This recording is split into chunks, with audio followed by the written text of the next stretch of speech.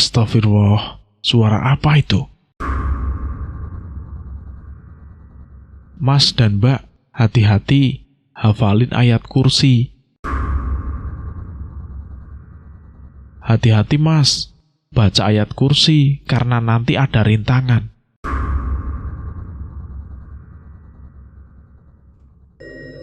Assalamualaikum warahmatullahi wabarakatuh. Jumpa lagi di Lentera Hitam. Tentunya masih bersama Bobby yang akan menceritakan kisah misteri pendakian gunung. Bagaimana kabarnya teman-teman semua? Pastinya baik-baik saja, sehat selalu, sukses selalu, dan selalu dimudahkan segala urusannya. Oke, pada kesempatan kali ini saya akan menceritakan kisah misteri teror penghuni mansion. Bagaimana keseruan kisahnya? Kita langsung saja ke ceritanya. Cerita horor dimulai.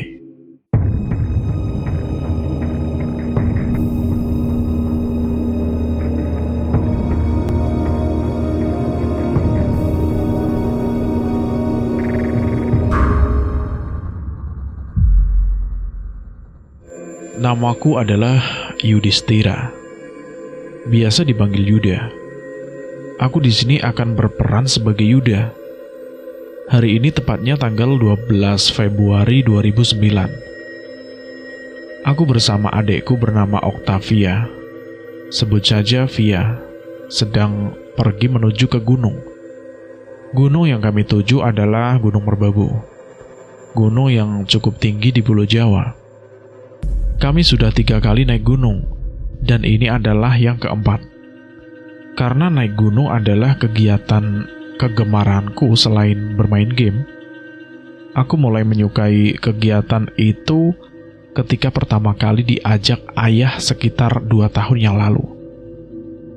Kami saat ini dalam perjalanan naik motor dan memasuki kawasan Jawa Tengah. Dari Jakarta ke Jawa Tengah kurang lebih sekitar 7 jam, karena tadi terjebak oleh macet. Kalau kulihat sekitar sudah hampir memasuki tengah malam. Singkat cerita, kami beristirahat sejenak ke minimarket, hanya sekedar beristirahat sebentar. Di sana kami beli bekal-bekal atau logistik. Lalu kami mengisi perut di teras minimarket itu. Sambil makan, kami ngobrol segala macam, membicarakan hal-hal sepele. Saat itu juga penjual minimarket keluar dan bertanya kepada kami, "Mas, Mbak, kalian mau kemana dini hari begini sambil bawa tas besar?" Yuda menjawab, "Mau mendaki gunung, Mbak." Lalu si penjual itu bertanya lagi, "Oh iya Mas, hati-hati Mas, jam segini. Di sana itu gelap dan terkenal wingit. Baca-baca ayat kursi atau gimana ya Mas?" "Oke Mbak, terima kasih," Yuda menjawabnya. Dia kembali masuk ke minimarket. Si Via tanya, apakah aku ini hafal ayat kursi? Aku jawab tidak. Aku tanya balik, dia hafal tidak? Kata dia tidak hafal juga. Adah, cuma muka aja yang alim, tapi isinya nggak tahu deh. Di sini aku bilang, kita tidak akan kena apa-apa. Jangan percaya hantu. Hantu itu tidak ada. Setelah makan-makan, kami lanjut berjalan, dan disinilah kengerian pertama terjadi. Perjalanan sangat tidak mendukung. Hawanya sangat dingin. Belum lagi sekelilingnya itu hutan. Di depan kabut tidak terlalu tebal. Ditambah lagi tidak ada satupun penerangan jalan. Setelah cukup jauh berjalan, tiba-tiba, astagfirullah, suara apa itu? Via, lu dengar gak? Itu suara apa? Via menjawab, iya gue dengar. Cepetan, gue takut banget nih. Di belakang ada itu, serem banget. Di situ Via panik. Aku tidak ingin menoleh, tapi leherku seakan ingin menoleh ke spion, dan saat aku menoleh, sesosok kuda sangat besar berlari mengejar kami. Ukurannya tidak biasanya, ditambah kuda itu tidak ada kepalanya. Di atas kuda itu ada sosok kuntilanak duduk di atas kuda itu sambil tertawa sangat keras. Baju merah, rambutnya panjang sampai ke tanah. Ternyata itu sumber dari suara itu. Kulajukan terus motorku sampai kami lolos dari kejaran dua makhluk mengerikan itu. Di situ aku sedikit lega ketika memasuki jalan kampung. Tapi itu tidak berlangsung lama, karena mau tidak mau harus lewat area yang gelap lagi. Kami melanjutkan motor kami cukup jauh. Via terus mendekapku erat. Ku buang perasaan ngeri akan kuda itu jauh-jauh. Brak! Di depan ada benda jatuh. Ternyata benda itu adalah gundul pringis. Kami hampir terjatuh saat makhluk itu muncul. Kami saat itu benar-benar panik. Setelah cukup jauh, hal yang tidak diinginkan kembali terjadi. Sosok kuntilanak dan kuda tanpa kepala itu kembali mengejar. Kali ini tawanya lebih keras dari yang sebelumnya. Via langsung menangis waktu itu. Kulajukan motorku tanpa menghiraukan sosok yang mengejar kami. Sampai tiba-tiba di depan kami dihalangi oleh pocong. Aku menabrak mereka. Aku merasa tidak menyentuh atau menabrak objek apapun. Sambil terus dikejar oleh kedua makhluk itu, akhirnya kami lolos dari kejarannya. Kami masih belum lega karena masih lewat jalanan angker. Ketika aku menoleh ke kanan, hampir kaget karena di sana berdiri sosok kuntilanak. Wajahnya hancur banget. Aku pura-pura tidak melihat sosok itu. Kulajukan motorku dengan kecepatan penuh. Sampai akhirnya di depan berdiri sosok genderuwo. Sosok itu tinggi, gede, hitam, taringnya atas dan bawah, matanya merah, bulunya lebat. Aku teroboslah itu makhluk lewat bawah.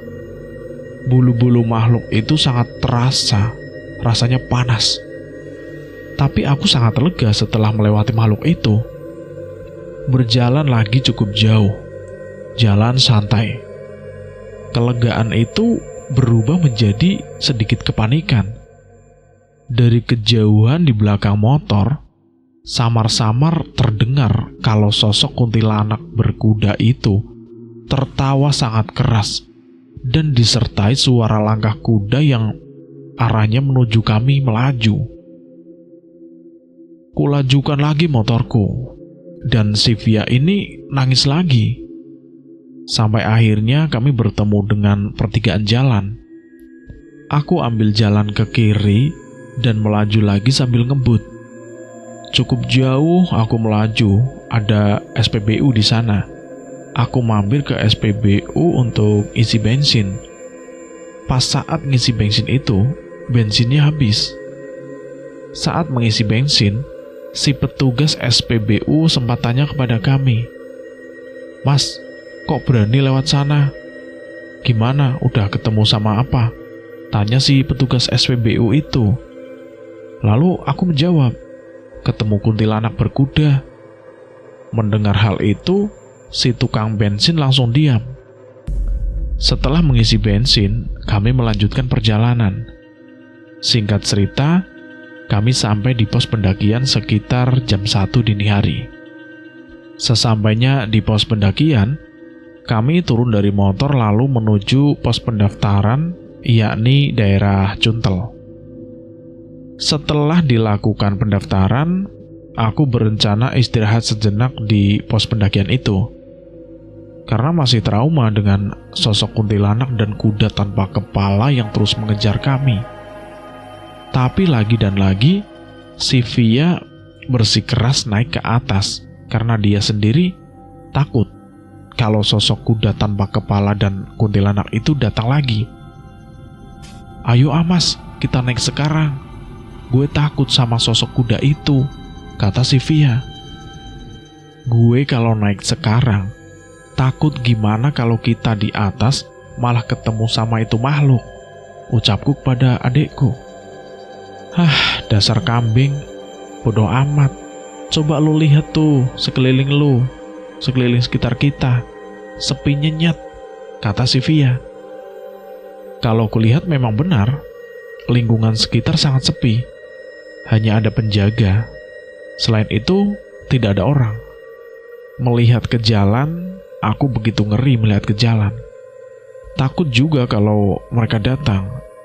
Kalau naik ke atas, mungkin dia tidak akan mengejar. Akhirnya aku putuskan untuk mendaki sekarang juga. Kami akhirnya mendaki. Tidak ada halangan, tidak ada masalah. Rasanya seperti kami biasa mendaki. Sampai akhirnya sekitar jam 5 pagi, kami sampai di pos pertama. Di sini kami buat api unggun, makan dan minum. Di sini ada seorang bapak mendatangi kami dan bilang, "Mas dan Mbak, hati-hati hafalin ayat kursi, karena nanti ada rintangan," ucap bapak itu. "Nggih Pak," jawabku kepada si bapak itu. Setelah itu, bapak itu pun pergi. Setelah cukup, kami melanjutkan pendakian, melewati pos 2 dan seterusnya. Ketemu pendaki lain. Tidak ada hal aneh di situ. Sekitar jam 4 sore, kami sampai di puncak.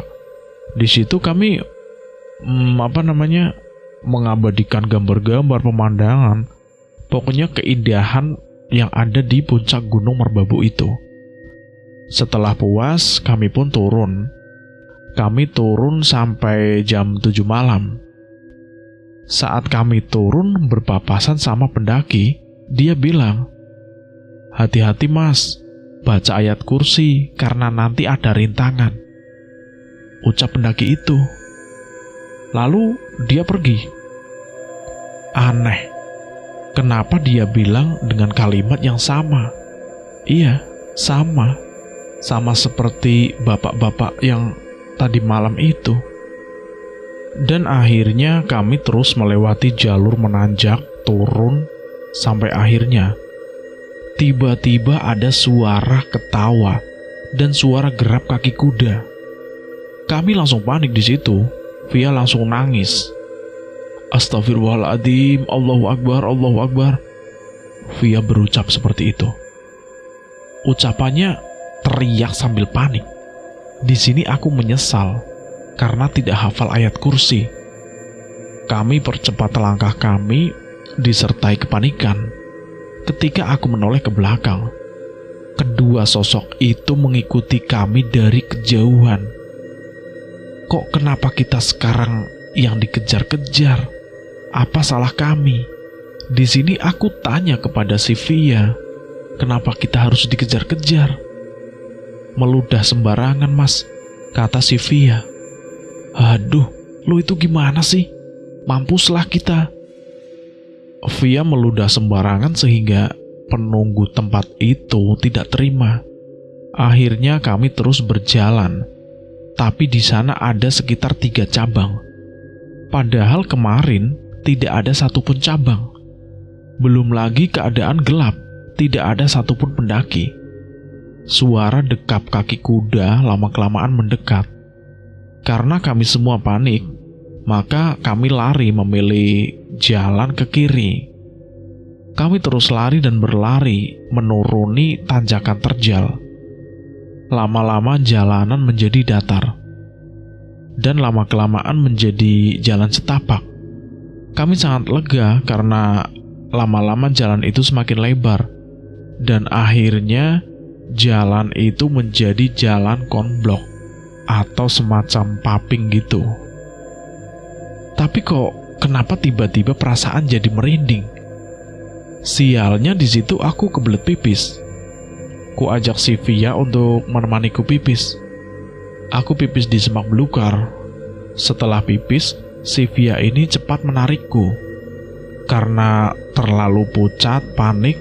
Aku tanyalah kepada dia. Dia langsung bilang kalau dia melihat genderuwo.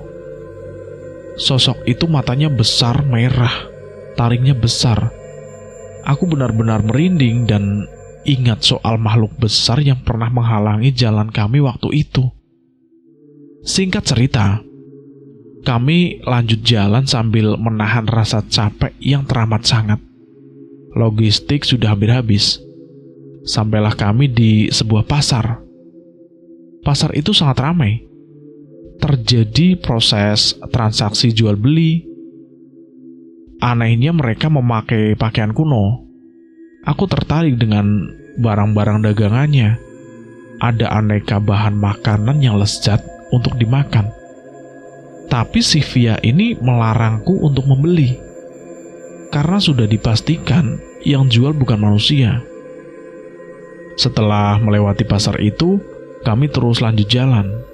Sampai bertemu dengan sebuah mansion, rumah besar. Mansion itu bergaya ala Eropa kuno, seperti di film-film horor itu. Kalau dilihat, mansion itu masih bagus, lampunya juga masih menyala. Karena kami masih takut akan sosok kuntilanak dan kuda tanpa kepala yang terus mengejar, maka kami putuskan untuk masuk ke mansion itu. Ketika akan mengetuk pintu, pintu sudah dibuka sama seseorang. Yang membuka itu seorang wanita cantik berwajah bule pakai topi. Topi itu seperti topi Belanda. Jadi orang itu sebut saja namanya Noni Belanda. Noni Belanda itu menyuruh kami secepatnya masuk ke dalam mansion itu. Mau tak mau, kita harus masuk.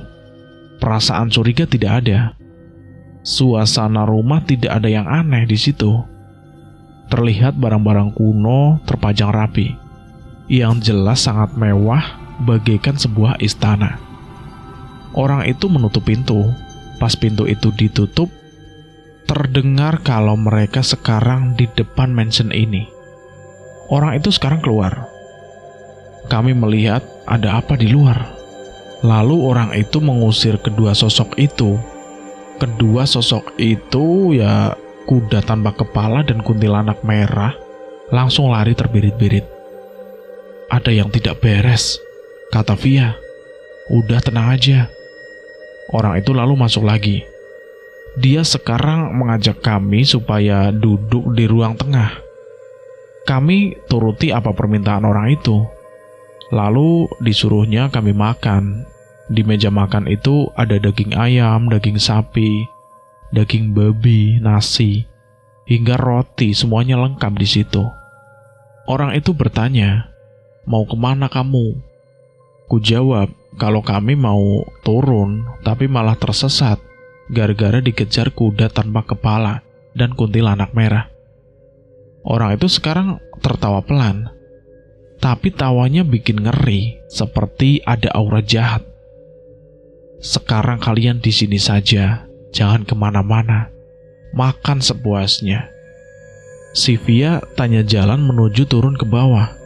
Dia hanya menggelengkan kepalanya, lalu bilang, intinya kami harus di sini kurang lebih mulai 2 hari saja, baru boleh pergi. Aku tanya kenapa tidak sekarang saja. Dia bilang, karena 2 sosok seram itu masih mengincar, yang dimana kami harus lolos dan tidak bertemu dengannya kurang lebih 2 hari. Selama kurang dari 2 hari, jangan sampai ketemu. Aku tanya kenapa jangan sampai ketemu. Karena itu adalah kesalahan salah satu dari kalian, sehingga makhluk itu sekarang sangat marah. Kalau kalian tertangkap, maka kalian akan dibawa ke alamnya dan tidak akan kembali. Kalaupun kembali, sudah dipastikan akan menjadi gila. Mendengar hal itu, jantungku terasa mau copot, merinding, ngeri kalau sampai tertangkap. Tapi alhamdulillah kami bisa selamat. Kami melanjutkan makan, tapi si Via itu tidak mau makan. Orang itu sekarang naik ke tangga dan pergi. Kusuruh si Via itu makan, tapi dia tidak mau. Dia merasa memang ada yang tidak beres. Dia lalu bisik-bisik, "Mas, ada yang tidak beres," kata Sylvia. "Udah makan aja. Gue tahu kok ini gak beres. Jangan sampai orang itu curiga. Lu tahu kan, dua sosok itu lari terbirit-birit. Itu dikarenakan orang ini adalah jin berkasta tinggi."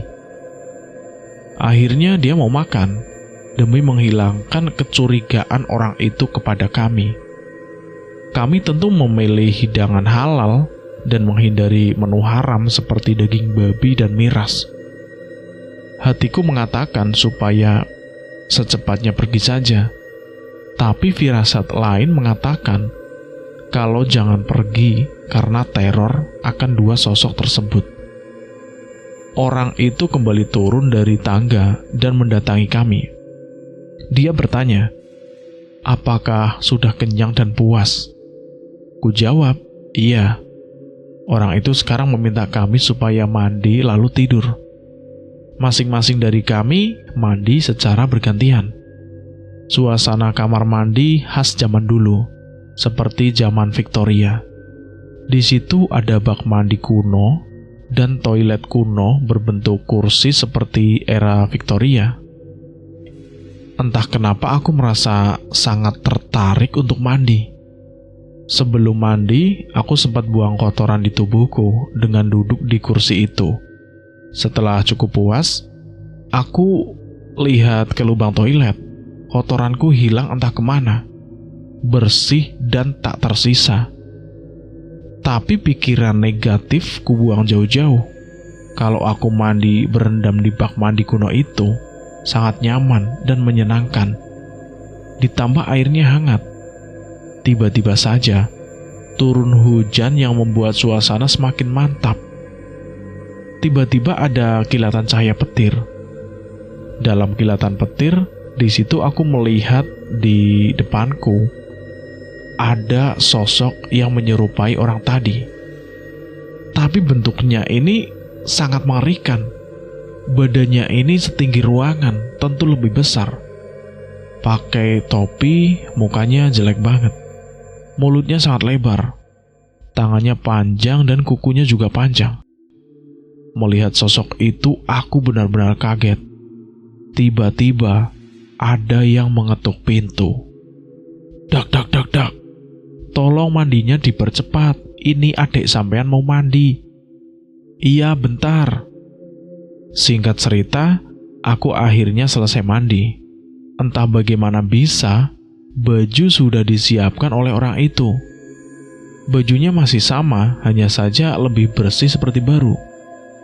Oke lah, di situ aku ganti baju. Aku lalu digiring oleh orang itu menuju kamar dan disuruh tidur. Sementara Via mandi di kamar mandi. Orang itu membaringkanku, entah bagaimana bisa aku langsung terlelap. Dalam mimpiku, aku menikah dengan orang itu.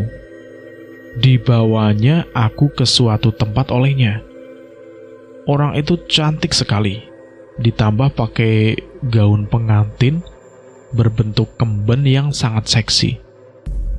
Di situ seperti nyata. Apakah aku ini sedang halu? Wallahu a'lam, tubuhku tak bisa digerakkan jalan sendiri. Aku terus digandeng menuju tempat ritual pernikahan. Akhirnya sampailah di tempat tujuan, yakni sebuah kastil yang sangat besar. Aku digandeng masuk, tapi tiba-tiba suasana ngeri datang. Para penjaga dan para tamu semuanya sangat mengerikan. Ada yang besar berbulu, ada yang berkepala macan, berkepala kerbau, ada presiden Jawa yang seram dan kuntilanak juga, pocong, banaspati. Pokoknya di situ lengkap, semuanya mengerikan. Lantainya terbuat dari potongan tubuh manusia. Semuanya hidup dan berteriak-teriak meminta tolong. Seluruh dinding ruangan bercat darah, benar-benar seperti istana iblis. Pemimpin upacara atau mungkin wali nikah tak kalah mengerikan. Sosok itu berwarna merah, berbulu, matanya cuma satu, badannya sangat besar. Di dalam mimpiku itu, aku tidak bisa bergerak sedikit pun. Orang itu sekarang berubah seperti yang aku lihat di kamar mandi. Dari kejauhan, kulihat Via adekku itu ditelanjangi, lalu diseret oleh prajurit. Hal lebih mengerikan lagi terjadi. Dia dimutilasi oleh dua sosok algojo, yang keduanya memiliki wujud bagaikan iblis. Kepala adekku ditancapkan di besi lalu dijadikan pajangan, lalu diberikan padaku. Salah satu dari mereka berkata, kalau itu adalah pajangan kenang-kenangan menikah. Tubuh Via yang sudah terpotong juga dijadikan pajangan. Pergelangannya dijadikan gantungan. Badannya hanya diambil tulangnya saja. Jantungnya diberikan kepada sosok mengerikan yang menikahiku, lalu dimakan mentah-mentah. Air mataku tidak bisa menetes dan tidak bisa menangis melihat adikku dibunuh secara mengerikan. Tidak lama kemudian, aku pun tersadar dari mimpi mengerikan itu. Aku dibangunkan oleh adikku Via. Kata adikku, aku tidur sambil berteriak. Mas, kenapa lo teriak-teriak kayak orang gila? Kata si Via. Lalu aku menjawabnya, mimpi Vi, mimpinya itu serem banget. Lalu semua mimpinya itu kuceritakan kepada Via. Mimpi itu benar-benar nyata. Bisa mondar-mandir kalau kejadian itu benar-benar nyata terjadi. Begitu dia dengar apa yang aku ceritakan, dia langsung shock. Mulai melihat orang besar di kamar mandi. Mimpi mengerikan, semuanya jelas kalau ada yang tidak beres pada tempat ini. Via berkata, kalau ini sudah mau pagi. Dia lalu cerita kejadian pas dia mandi. Cerita dari Via itu tak kalah mengerikan. Setelah dia selesai mandi dari bak mandi itu, tiba-tiba keran airnya memancur sendiri. Tapi air itu bukan air, tapi darah. Sampai penuh baknya dengan darah muncul dari bak. Begitu dia dengar apa yang aku ceritakan, dia langsung shock. Mulai melihat orang besar di kamar mandi. Mimpi mengerikan, semuanya jelas kalau ada yang tidak beres pada tempat ini. Via berkata, kalau ini sudah mau pagi. Dia lalu cerita kejadian pas dia mandi. Cerita dari Via itu tak kalah mengerikan. Setelah dia selesai mandi dari bak mandi itu, tiba-tiba keran airnya memancur sendiri. Tapi air itu bukan air, tapi darah. Sampai penuh baknya dengan darah muncul dari bak, yakni sosok kepala. Tidak hanya satu, tapi ada sekitar belasan hingga puluhan. Semuanya tertawa-tawa. Adikku tubuhnya tak bisa digerakkan. Baru bisa digerakkan setelah berusaha keras dipaksakan. Dia lari keluar dari kamar mandi menuju kamar sambil menangis ketakutan. Lalu menemukanku yang terbaring.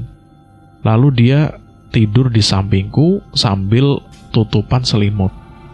Pas tidur, dia ini mimpi dikejar oleh dua makhluk yang mirip dengan iblis. Dia terbangun pas tertangkap oleh mereka. Pas dia bangun kaget. Dia kaget karena aku teriak-teriak seperti kerasukan. Di sini aku berpikir, kok mimpinya sama dengan mimpi yang aku alami? Astagfirullah. Keesokan harinya, kami sarapan sama orang itu. Di sini Via nyeleneh. Dia tanya siapa nama orang ini. Orang ini bernama Nyonya Sonja. Kita sebut saja Sonja. Lalu si Via tanya lagi, dia ini manusia atau setan? Sonja bilang kalau dia ini manusia. Kami dan dia akhirnya cakap-cakap dengan si Sonja. Si Sonja ini bilang kalau dia ini adalah orang pendaki sekitar tahun 1950. Dia ini adalah orang keturunan Belanda, tapi sewaktu dia mendaki bersama ayahnya, dia ini terpisah dengan ayahnya dan tersesat. Sewaktu turun dari merbabu, dia tersesat oleh jalan bercabang, dan akhirnya tersesat sampai sekarang. Jadi dia tidak bisa keluar. Lalu Via tanya lagi, bagaimana bisa ada rumah sebesar ini? Rumah ini katanya pemberian dari jin penunggu di sini. Jadi dia ini ditolong oleh jin yang katanya baik. Via tanya lagi, apakah bisa keluar? Lalu, apakah kami bisa keluar? Sonja menjawab, aku tidak tahu. Ucap Sonja dengan nada agak aneh. Tapi aku tidak bisa sepenuhnya percaya dengan dia. Karena memang dia orangnya sangat misterius, seperti ada sesuatu yang dia sembunyikan. Hari ini kami melakukan kegiatan. Kami diajaknya jalan-jalan. Dan si Sonja itu bilang kalau kami jangan khawatir sama dedemit di sini. Soalnya Sonja bilang akan menghadapinya. Kami diajak olehnya berkunjung ke pedesaan dan pasar. Yang pasti itu dunia lain, bukan alam nyata. Lalu ada satu sosok berbentuk seorang wanita pakai kemben tanya kepada Sonja, kamu menikah kapan? Si Sonja bilang, kalau dia ini akan menikah 4 hari lagi. Katanya tempat pelaminan, gaun, undangan semuanya sudah siap. Calon suami juga sudah. Mendengar hal itu, aku ingat akan mimpi tadi malam. Selama kegiatan jalan-jalan, banyak sekali makhluk-makhluk yang sungkem dengannya, seolah tunduk hormat kepadanya. Tidak hanya jalan-jalan, tapi juga belanja. Alat pembayarannya berupa sebuah batu. Setelah sampai rumah, biasa makan bareng. Kami tidak berani mandi malam. Kalau mandi biasanya sore. Takut akan kejadian seperti kemarin dan malamnya tidur. Mimpi kali ini berbeda. Di sini kami mimpi bertemu ayah dan ibu di ruang kosong. Ayah bilang kalau kami harus secepatnya kabur dari sini. Karena kalau tidak, aku akan dinikahi dan si Via itu akan dijadikan tumbal. Tapi mimpi itu tidak berlangsung lama. Tiba-tiba saja aku terbangun. Kami dibangunkan sama si Sonja. Dia bilang kalau ini sudah pagi. Malam terasa sangat cepat. Dah sana cepat makan, kata si Sonja. Kami bangun lalu sarapan. Pas sarapan, berbincang-bincang seperti biasa. Lalu si Via itu bertanya, siapa calon suami Sonja? Dia hanya diam. Tapi tatapan itu menatap ke arahku. Tatapannya bikin ngeri. Setelah sarapan, mandi, kegiatan masih sama, jalan-jalan. Dan pas jalan-jalan, aku sempat melihat di ujung tanah lapang berdiri sebuah kastil. Kastil itu mirip seperti tempat di mimpi. Lebih ngerinya, di kastil itu terdengar suara jeritan kesakitan, persis yang ada di mimpi juga. Si Sonja justru tertawa licik diajaknya kami pulang. Di rumah, kami makan dan mandi lalu tidur. Di kamar aku bilang kepada si Via sambil bisik-bisik kalau ada yang aneh sama tempat ini. Vi, lo ngerasa aneh gak sama si Sonja? Ucapku kepada Via. Iya, aneh banget. Kita harus kabur. Gue takut banget sumpah. Kami berdiskusi. Akhirnya kami putuskan akan kabur hari ini juga. Kami akan kabur lewat jendela. Tapi hal itu tidak bisa dilakukan lantaran jaraknya sangat tinggi. Tiba-tiba saja, si Via kebelet pipis. Aku suruh dia pipis di sini saja. Dia langsung keluar kamar. Setelah pipis, dia kembali ke kamar. Si Via kembali dengan nafas ngos-ngosan. "Lu kenapa, Vi?" "Ih, pokoknya serem banget," kata Via. Via bilang, kalau setelah pipis, dia pasti lewat ruang tengah. Karena memang harus lewat. Tapi dia lewat lantai atas. Di sini Via melihat kalau Sonja itu sedang berdiri sambil diam. Setelah itu, si Sonja perlahan berubah menjadi sosok yang sangat mengerikan.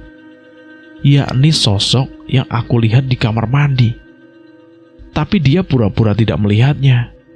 Dia sambil tahan rasa takut sambil ngos-ngosan. Di sini memang terbukti kalau si Noni Belanda alias Sonja itu adalah dedemit. Dengan cepat kami kemasi barang-barang kami karena kalau besok pagi kemungkinan kami bisa dicegat. Jadi bisa dipastikan kalau cerita si Sonja ini bohong semua. Karena kebingungan, keputusan kabur lewat jendela, tak peduli jaraknya itu cukup tinggi, kami jatuhkan tas carrier dulu, baru lompat dan jatuh ke atas carrier. Mungkin kami bisa selamat di situ. Dan tiba-tiba saja, saat mau lompat, terdengar suara ketawa. Tapi tawanya sangat keras. Suara tawanya itu lebih seram daripada suara-suara kuntilanak merah berkuda tanpa kepala itu. Benar-benar sangat mengintimidasi. Tiba-tiba saja kepala kami pusing. Mata kabur perlahan jadi gelap dan tak sadarkan diri. Kami bangun di ruang makan, sementara sosok Sonja berada di depan. "Gimana? Sampean-sampean udah bangun? Udah di sini saja. Di luar banyak dedemit yang siap memangsa kalian," ucap si Sonja. "Bodoh amat, gua tanya lo itu siapa ngentot?" tanyaku kepada Sonja. Dia hanya tertawa keras. Dia menyuruh kami makan, tapi kali ini caranya membentak. "Sudah ditolong gak terima kasih, sekarang makan itu." "Saya kurang baik apa?" kata Sonja. Kalau dilihat, makanan itu masih enak. Tiba-tiba si Via berdoa berteriak kepada Allah. "Ya Allah, hamba mohon padamu ya Allah. Tolong hambamu ini ya Allah. Bismillah, bismillah," ucap si Via. Aku pun ikut Via membaca bismillah, lalu dilanjutkan dengan surat-surat pendek. Tapi yang pasti, baca dengan sangat khusyuk. Tiba-tiba saja, si Sonja membentak kami supaya diam. Tiba-tiba saja, ruangan seketika berubah menjadi sangat mengerikan. Banyak darah di sekeliling ruangan. Makanan itu berubah menjadi makanan yang sudah busuk. Banyak belatung-belatung, kalajengking, hingga kelabang atau hewan-hewan lainnya yang ada di makanan itu. Wanita itu berubah menjadi sosok yang sangat mengerikan, sama seperti yang aku lihat di kamar mandi itu. Dia lalu bilang, "Aku adalah dedemit kasta tinggi di sini. Aku sudah ribuan tahun tinggal di gunung ini. Kau Yuda, akan kukawini kamu, sementara kamu Octavia. Kau akan jadi tumbalku karena aku tertarik dengan kecantikanmu," ucap Sonja seperti itu. "Lalu di mana Sonja orang Belanda? Siapa kau ini?" ucapku. "Sonja sudah kumakan, sudah kujadikan tumbal, sehingga wujudku adalah Sonja. Sebentar lagi wujudku adalah wujudmu, Okta," jawab si demit itu. "Gua gak sudi," kata si Via.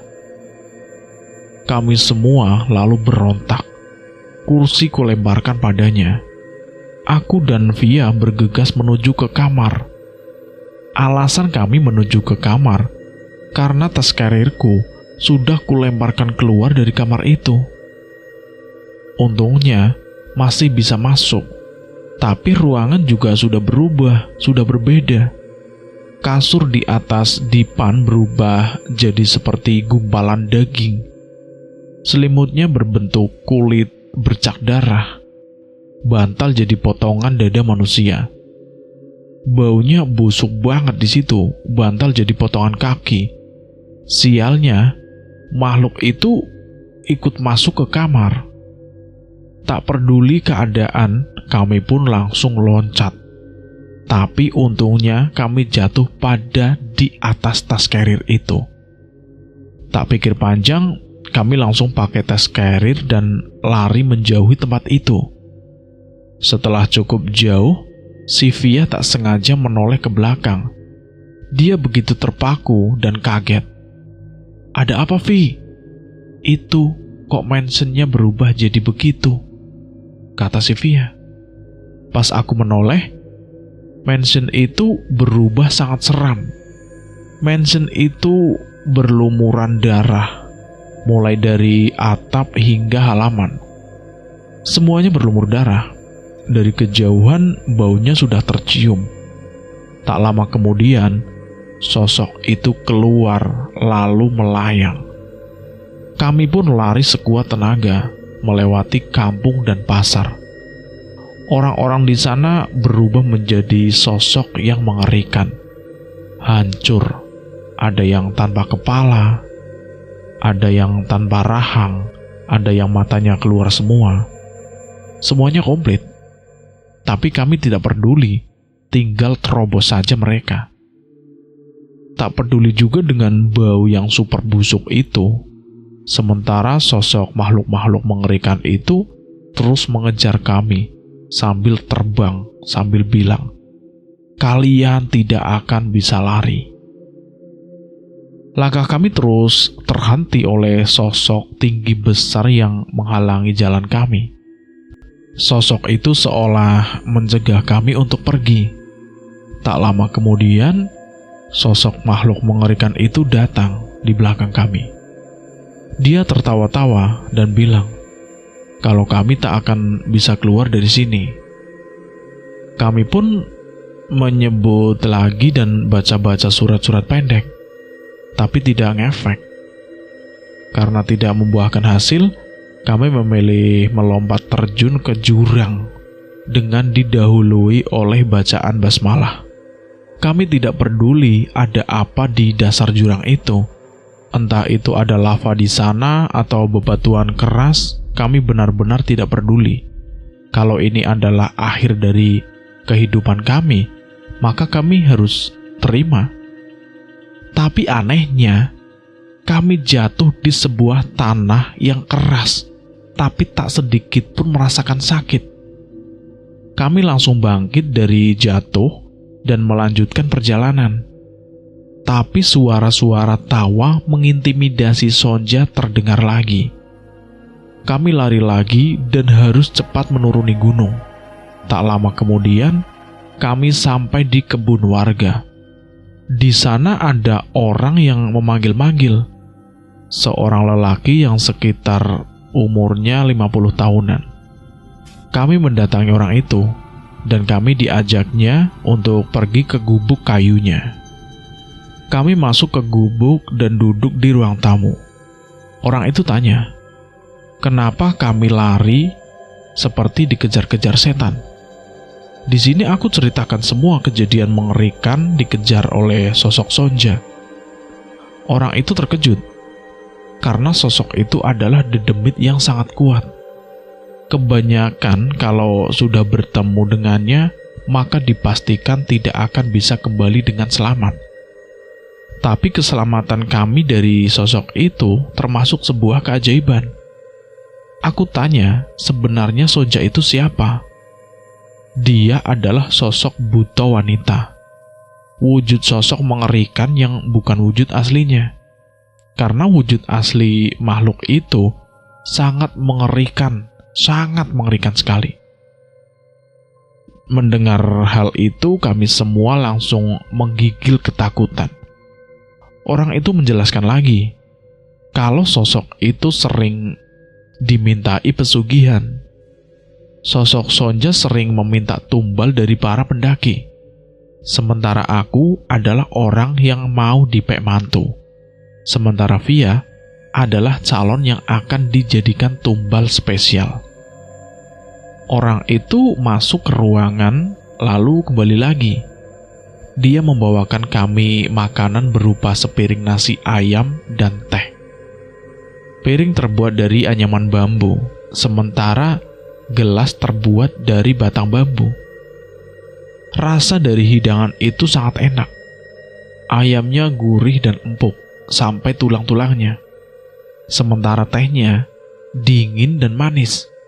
Manisnya bukan manis gula, melainkan manis alami. Orang itu menyuruh kami untuk keluar dari gunung ini nanti pagi. Dia memberitahu kami kalau di daerah ini ada sebuah sungai. Jadi kami harus mengikuti aliran sungai itu. Jika sudah benar-benar lolos, maka kami dilarang naik kembali ke sini kurang lebih 10 tahun, supaya benar-benar lolos. Karena dulu pernah ada satu orang yang selamat dari kejaran sosok mengerikan itu, dan 2 tahun kemudian dia kembali ke sini. Orang itu hilang, tak ditemukan sampai sekarang. Di sini Via tanya apakah orang ini bangsa jin atau bangsa manusia. Belum sempat menjawab, sosok mengerikan itu tertawa di depan rumah gubuk kayu tersebut. "Keluar kalian anak-anak manusia, keluar!" tanya Sonja. Orang itu lalu berdiri dan bilang supaya nanti lewat pintu belakang, karena orang itu akan menghadapinya. Dia lalu masuk ruangan dan ambil sebuah parang, lalu keluar. Di luar terjadi perdebatan sengit antara orang itu dan makhluk mengerikan itu. Kami mengintip dari jendela. Sosok Sonja menginginkan kami keluar. Sementara orang itu bersikeras kalau kami tidak ada di dalam gubuk. Tak lama kemudian terjadilah pertarungan sengit. Orang itu berhasil menebas sosok mengerikan itu.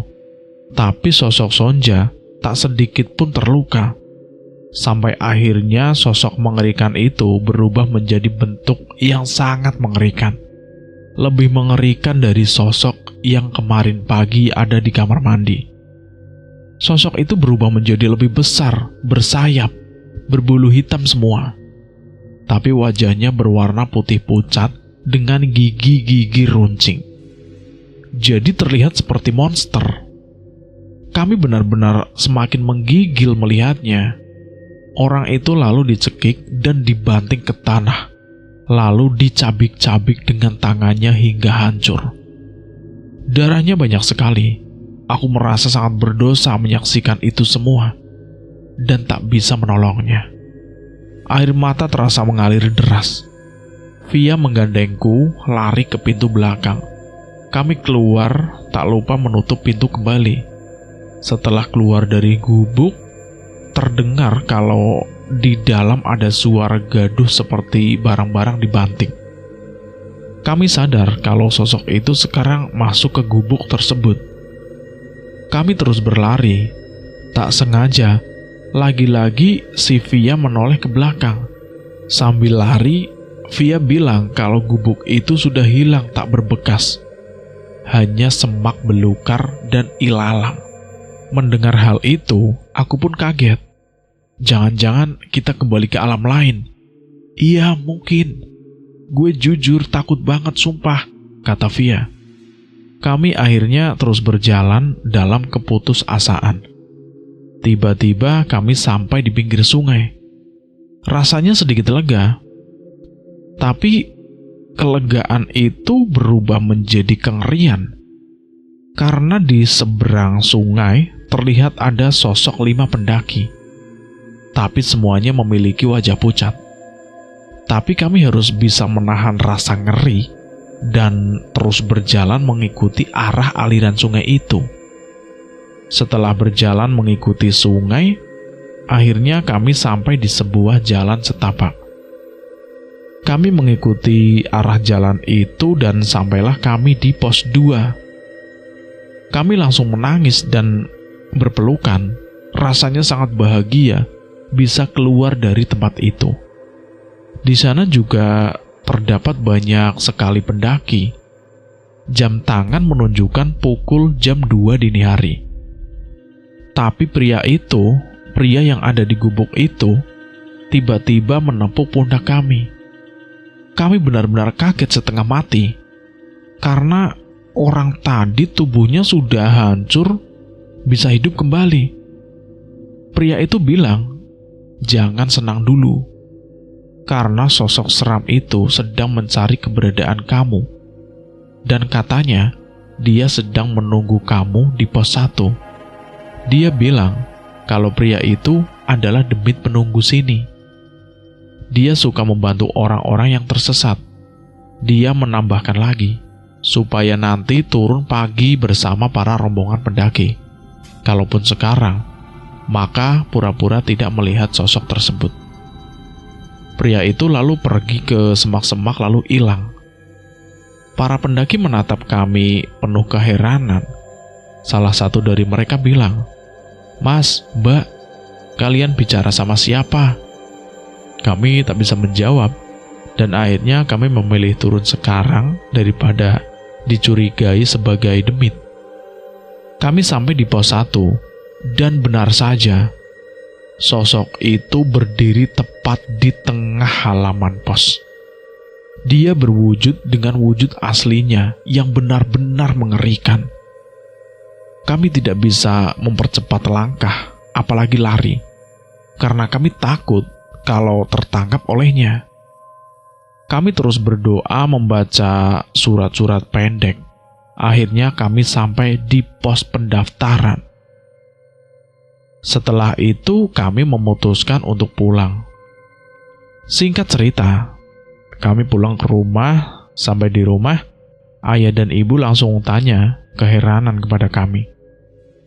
Mereka bahagia, seolah sudah lama tidak bertemu. Lalu aku tanya, "Kenapa heboh?" Mereka bilang, kalau kami sudah dinyatakan hilang sekitar 2 bulan. Mendengar hal itu, benar-benar kaget. Kejadian inilah yang membuat kami takut mendaki lagi. 2 bulan berlalu saat kami sedang makan di mall dan cerita. Kalau seminggu kemudian, Via bertemu lagi sama sosok kuntilanak merah dan kuda tanpa kepala saat dia sedang asik ngopi di teras rumah sambil main HP. Sosok itu bilang kalau dia tidak terima diludahi olehnya. Sebagai gantinya, dia menerima sesajen berupa dupa dan daging burung yang sudah matang, kelapa, buah-buahan, serta segelas kopi. Dan itu harus dilakukan tepat tengah malam di dekat lokasi di mana dia meludahi. Kalau tidak dituruti, maka bakal terus diganggu. Tanpa sepengetahuanku serta ayah dan ibu, dia melakukan itu dengan dibantu sama sahabat-sahabatnya, yakni Siska. Bilangnya kalau dia ini mau ada reuni, tapi cuma melakukan sesajen. Tapi kami sangat bersyukur karena kami bisa selamat. Semoga ini bisa menjadi pelajaran, karena masalah sepele dampaknya sangat luar biasa besar. Dan cerita ini selesai sampai di sini. Terima kasih buat teman-teman yang sudah mendengarkan cerita ini. Tapi menurut teman-teman cerita ini bagaimana? Apakah ini cerita nyata atau fiksi? Silahkan tulis di kolom komentar. Dan buat teman-teman yang sudah mendengarkan cerita ini, terima kasih banyak. Semoga sehat selalu, sukses selalu, dimudahkan segala urusannya, banyak rezekinya. Amin, amin ya robbal alamin. Dan buat teman-teman yang baru bergabung di channel ini, silahkan klik tombol merah dan tombol loncengnya, agar tidak ketinggalan cerita menarik lainnya di channel ini. Dan saya mohon maaf jika ada kesalahan kata. Saya pamit undur diri. Akhir kata, wassalamualaikum warahmatullahi wabarakatuh. Salam horor.